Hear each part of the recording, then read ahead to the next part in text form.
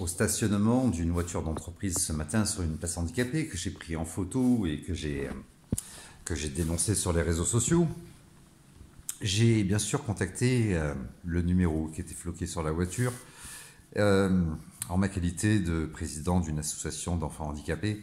Je viens d'avoir la direction de cette entreprise euh, qui trouve ça également scandaleux, qui va rappeler à l'ordre son chauffeur, qui s'engage, qui me présentait toutes mes excuses. J'y ai déjà signifié que c'était non seulement une infraction à 135 euros, mais c'est surtout et avant tout un grand manque de respect. Il est absolument d'accord avec moi.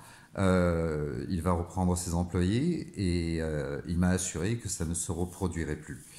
Félicitations à ce monsieur qui visiblement est très sensible à ce genre d'incivilité. On a eu une grande conversation, un monsieur extrêmement sympathique, il s'agit de l'entreprise Sodexo. Donc voilà, c'est une affaire conclue.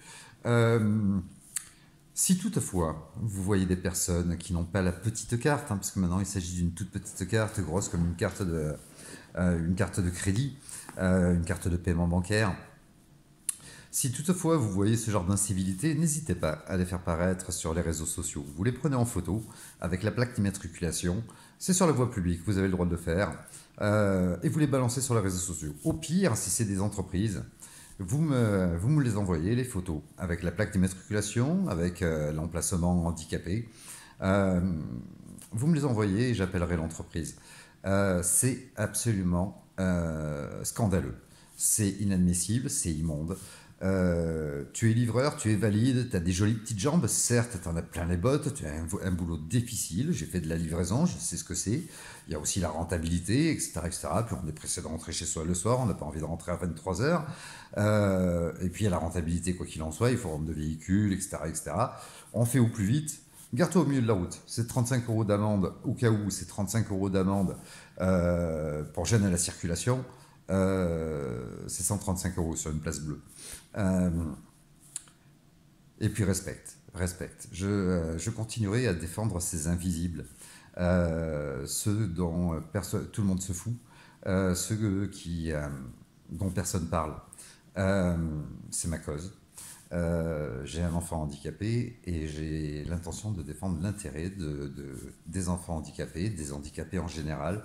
Et, euh, et on va continuer à les faire respecter. Je m'y engage en tout cas, souvent je me dispute, mais j'en ai un petit peu ras-le-bol de me disputer. Mais si la police n'est pas là, eh bien, il faut faire le boulot. Quelqu'un qui se gare, j'en ai pour 5 minutes, je vais juste acheter des cigarettes.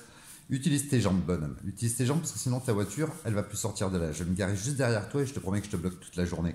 Ou alors je vais te dégonfler les pneus. Il n'y a pas détérioration de biens privés si on dégonfle les pneus. Vous pouvez le faire. Vous dégonflez les pneus, la voiture est immobilisée le temps que la police arrive. Vous les avez pas crevés, vous les avez juste dégonflés. Donc il n'y a pas de détérioration de biens publics, de biens privés. Faites attention à vous quand même, protégez-vous. Il ne faut pas tomber sur une personne trop violente qui pourrait vous abîmer.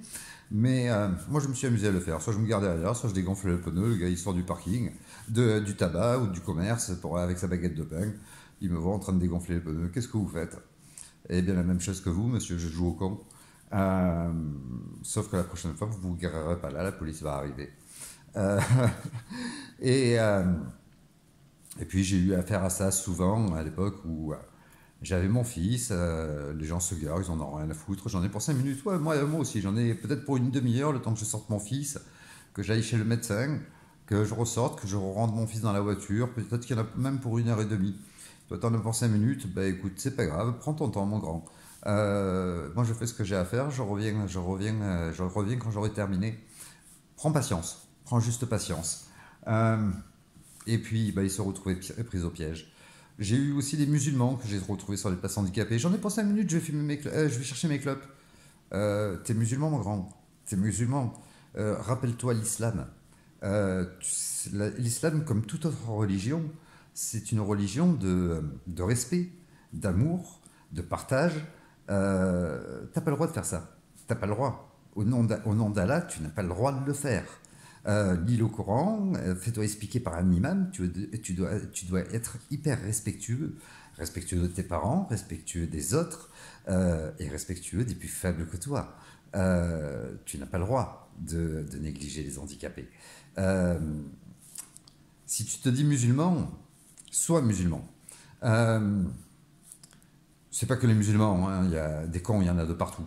Mais je tiens à ce que ça soit respecté. Et je vais en rajouter une couche sur la mairie d'Annecy. La police municipale fait ce qu'elle peut. Mais je tiens.